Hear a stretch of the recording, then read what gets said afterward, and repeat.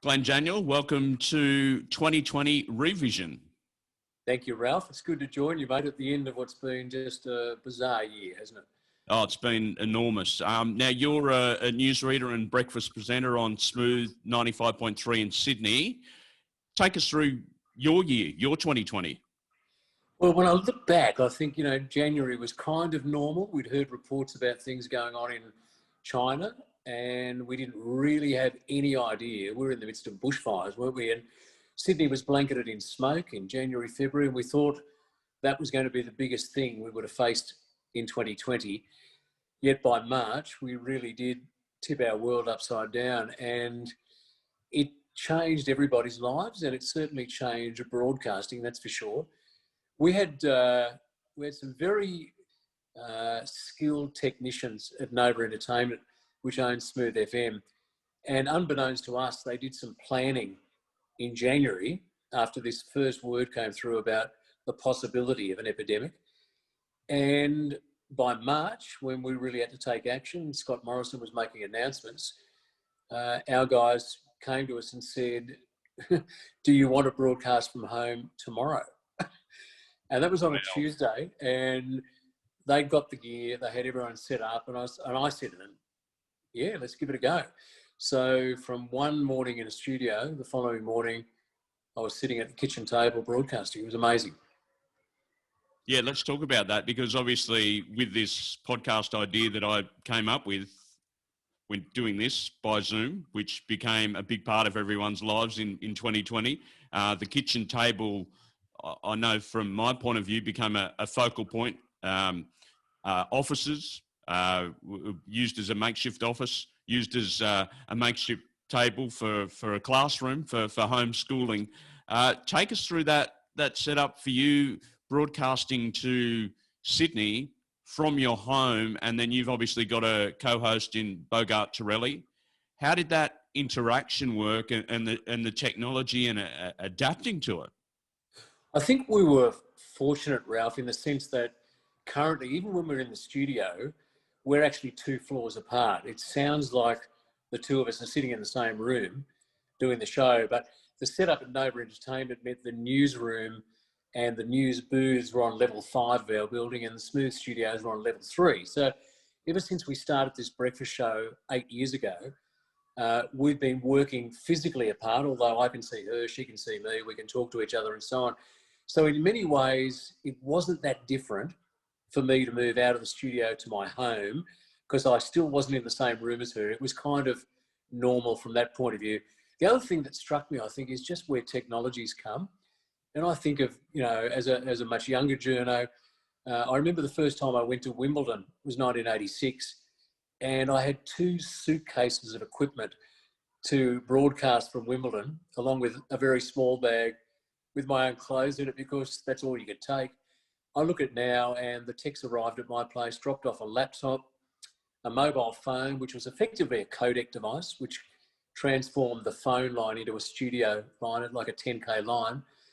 And I had those 2, a set of headphones and a microphone, and it was just as if I was sitting where I normally do in the studios at Piermont. I would use the laptop to actually access my actual computer in the newsroom. So I didn't have to set things up. I was actually looking at what I normally look at every day, but I was just a few kilometres away. So I was astounded in many ways that it worked so well and so quickly and straight away. And I was at home for 12 weeks. So for 3 months we did it, and we didn't miss a beat in that period. There was no point where we had technical glitches. We didn't miss a bulletin. And I just put that down to the expertise of our technical staff. They'd really done the prep, and when they set us up, we were ready to go. It was just amazing. We'll touch on the news event itself in a moment, but I want to just keep going on that, I guess, that technology part of it and the adaptation for workplaces across the country. I mean, I'd sort of been working from home for quite a few years, and it sort of got into a bit of a groove and got my disciplines around that, just on the work that I'd sort of been doing over quite a few years on a freelance basis through a number of different fields. So I was kind of used to it. But there were so many workplaces that have been toying with the idea of work from home and all of that thing with, work-life balance and work flexibility and all of these phrases that people have been tossing about for a number of years. But there's always sort of like a bit of a reluctance from many in terms of, okay, how am I going to get the best out of my people if they're just at home? And how are their productivity levels going to be? I think overall, if we sort of look back on this 2020 experience, I think most workplaces and most people working for large corporations have embraced it and have loved it. And the slacking off that people might have expected would probably be minimal compared to the output that people have delivered in this year. I think the trend has been, Ralph, actually it's gone the other way, that people are finding they're more efficient at home and they are logging in and doing a bit more than they may be doing when they go into the office. The radio industry, and I can remember raising it very recently, as late as last year, 2019, about the possibility of doing a couple of days from home, a couple of days at work. The answer in the radio industry was always no. And the investment was in studios, and at Nova Entertainment, we just invested millions in upgrading all of our studios, and the technology is brilliant. The answer was always no. It's changed now.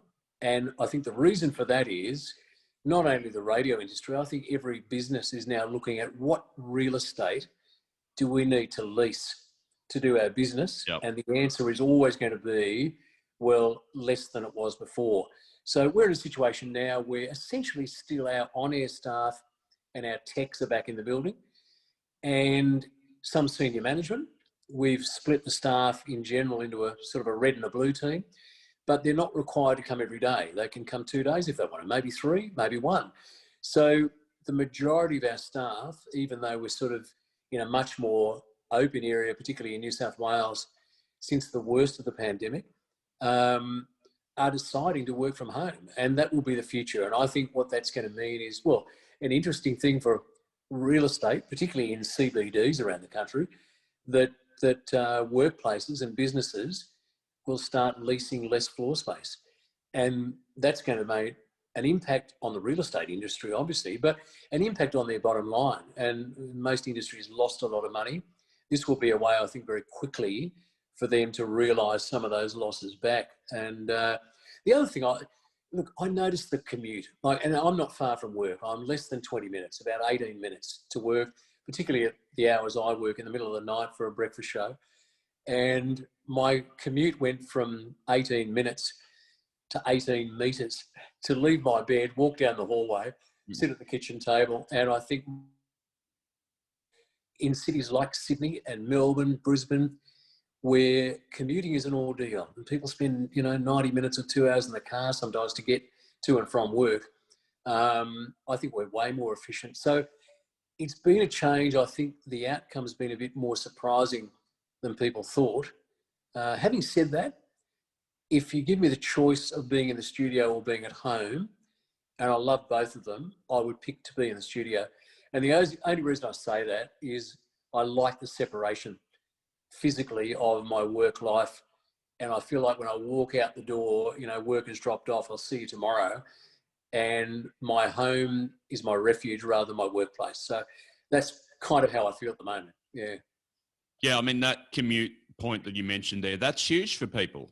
I think that having to get that time back for a lot of people, even if it is like you say, if it's people have a choice of working a 3 and 2, for example, of their 5-day week, 2 being at home and 3 in the office. I mean, that in some cases, like you said, it may be that they get 8 or 10 hours back and then they're putting that into their work, or they've got that time to drop the kids off, but they're still as productive when they do log on. So I just think that people have probably, there was a worry about mental health and people being at home. I think that in certain parts of the country that has actually restored people's mental health in many ways because of the frustration around and the angst around the commute every day. I think you're right. I think it's a lifestyle issue. And obviously so much of the mental health issues were in lockdown. We couldn't go anywhere and that was difficult. But now when we've got the choice to do that, and we can move out and about and do what we're doing, certainly, in New South Wales at the moment. What it's meant is, you're right, people are better utilising that time, and the work-life balance is much better. And we haven't lost any productivity. We've, as I said before, probably gained it, but people have gained an opportunity now to be able to spend more time with their family. As you said, particularly for parents, they're able to do things with their kids that they probably weren't doing before. And particularly as their kids got older, they'd sort it out. Now they could be there. A mate of mine just being at his son's rugby game during the middle of the year, which he would never get to, a school rugby match, he could be there and then go back and do some work again. So I think that balance is just enormous. And I don't think we're going back, in the sense that there will be flexibility. Some people will still work in the office, but I think the change is now going to be permanent, and we'll work it out. I think particularly in 2021, what does it actually mean for the long-term future? But I just think it's a positive. And I think, amidst all the negatives of COVID-19, particularly that we're seeing overseas, and it's tragic, Australia's management has been good, significantly better than most other parts of the world. And I think what's come from that is a realisation that we can do things better than we used to. We don't have to keep going back to the old ways. So I think in Australia, particularly 2021 and maybe 2022, will start to really reinforce what the new norm is. Let's have a look at the events of the last 12 months as a whole, as a news event. Is this the biggest news event that you've covered? I mean, obviously there has been individual events over periods of time that have gone on for weeks at a time, but in your broadcast career of almost 40 years, is this the most extraordinary ongoing news event that's hit us in our lifetime? I don't think there's any doubt about that, and they talk about it being a 1 in 100 year phenomenon, and that's what it's been. We had no idea, did we, rather, at the start of the year, what this was going to mean. And we were very naive. We really didn't know. And probably in our hearts, we probably thought, look, a few weeks of this and we'll be all over it and we'll get back to normal. We're now just about at the end of the year. The reality is, I think in many quarters, 2021 is going to be harder than 2020. As we see economic assistance to people start to dry up come the end of March, what that's going to do to employment, what that will do to mental health. There's some big questions for us yet to face in 2021. But as a story, as a news story, as a journalist, I remember it really was getting serious. And I looked at the rundown of my breakfast radio bulletins, which are 5 minutes long. And normally there's, the normal variety of stories, from your hard leads to, there could be something more lifestyle towards the back before you go into sport and weather and so on. Every single story in the bulletin, besides the sport, was COVID-19. And I've never had that situation. Even in the midst of 9/11, which was obviously a single event, but there was drag on from that for months, obviously, as the investigation went on and so on. It never took up the whole bulletin, except for that morning after, the night before. So this has been something we haven't experienced before, and it's been interesting to when you are filling a bulletin with the one story, to get enough variety in there of different information, of different reaction. And probably we've relied more than ever on the use of Vox Pops in terms of what is your audience thinking about it. And for us to tap into that, as well as obviously the health officials and prime ministers and presidents around the world, and getting all that reaction from the World Health Organization, etc. Some of the best stories have been from our listeners who've just rung and told us things, and we're able to record them. And it's their story that often has been the high point of the bulletin, not the voices we expect to hear. I just want to touch on getting the right balance. I mean, radio, particularly in the presentation sense, probably less so than the news, because it's based around factual events. But how did you go about getting the balance? I mean, people during that COVID period, and I sort of, the anecdotal evidence was people wanted to consume everything that was important to them. But then there was a period there where it was like information overload. So how did you get that right balance in between providing essential information without, and as we know, fear drives consumption. So obviously there's certain elements of the news that you need to work in, but also giving people some relief from what was, as you described before, tragic events that are happening overseas that you don't want to sort of, I guess, scare people too much. It was pretty tricky, Ralph. You raise a really good point there. And I think once we got past the full-on early stages in Australia, let's say March, April, May, into June, as we started our contact tracing, particularly in New South Wales, was outstanding. Victoria obviously became an extreme worry later on in the year, but we started to make progress. And I think when we started to make progress, that was the signal for us as journos to start to rebuild some of those other stories we would normally cover back into the bulletin. It also highlighted to me the importance of sport. And I think we've acknowledged that, for instance, in Australia with rugby league and AFL particularly, the importance of getting those two up and running again. What an escape that was for people on a Friday night or a Saturday night or a Sunday arvo to know the footy was on this weekend. And if you followed a team or whatever you did, that was escape. So the sport content became really important. And obviously sport was so disrupted, you know, as the French Open and, you know, was delayed, and Wimbledon was delayed, and various competitions around the world that Aussies love their sport were disappearing. So it made local sport that was available, NRL and AFL, even more important, but also building in those other stories. And I think it was the positive stories. What was going on in our major hospitals, how we'd gone from in March saying we're in a crisis here, we actually don't have enough ICUs. And if this takes off, we're going to have people in the corridors and people in the car parks and in temporary setups in football grounds under tents. We never got there. And so we had to switch to not only covering, obviously, the bad points, if I can put it that way, Australia and internationally. We started to tell the positive stories. Out of those came the positive lifestyle stories as well, working from home, how that's impacting on businesses, how it's not, covering the businesses that had to shut, hospitality, but some of them transformed, even high-end restaurants, never done takeaway in their life, but suddenly high-end takeaway was available. The smart entrepreneurs, and Australians are very adaptable. And I think that was the key, Ralph, was telling those stories of adaptability, of what Aussies were doing. Okay, we can't do that, but we can do this. Look what we've done.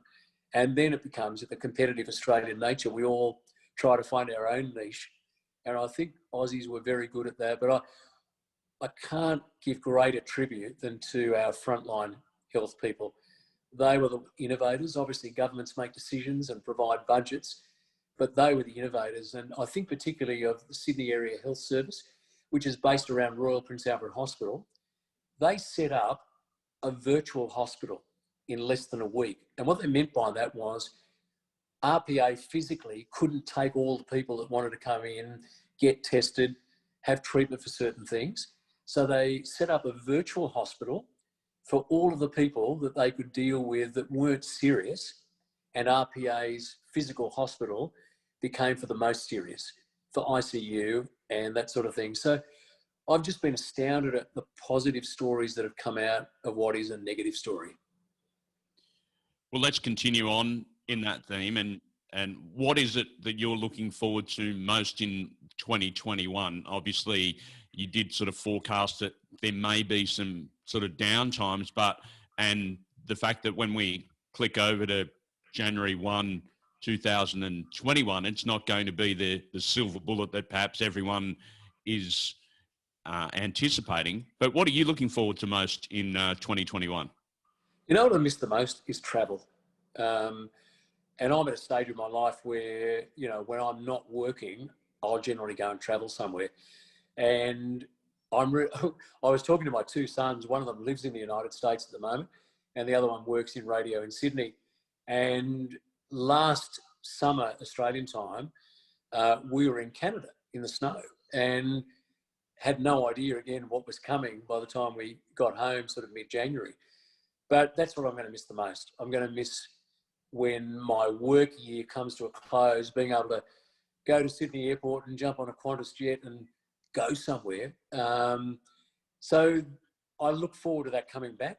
I don't think that's going to happen quickly. I think we're more probably talking about 2022 as the likelihood. There may be some travel to some bubbles. We might develop bubbles with beyond New Zealand to some other countries in Southeast Asia. But looking at what's going on in the United States and Europe and the UK, it's going to be a while before we're traveling there again. So certainly travel is the thing that I want to get back to. I want to go and see the world again. It's a great answer. Glenn Daniel, thanks for joining me on 2020 Revision. Thank you very much, Ralph. Good to talk.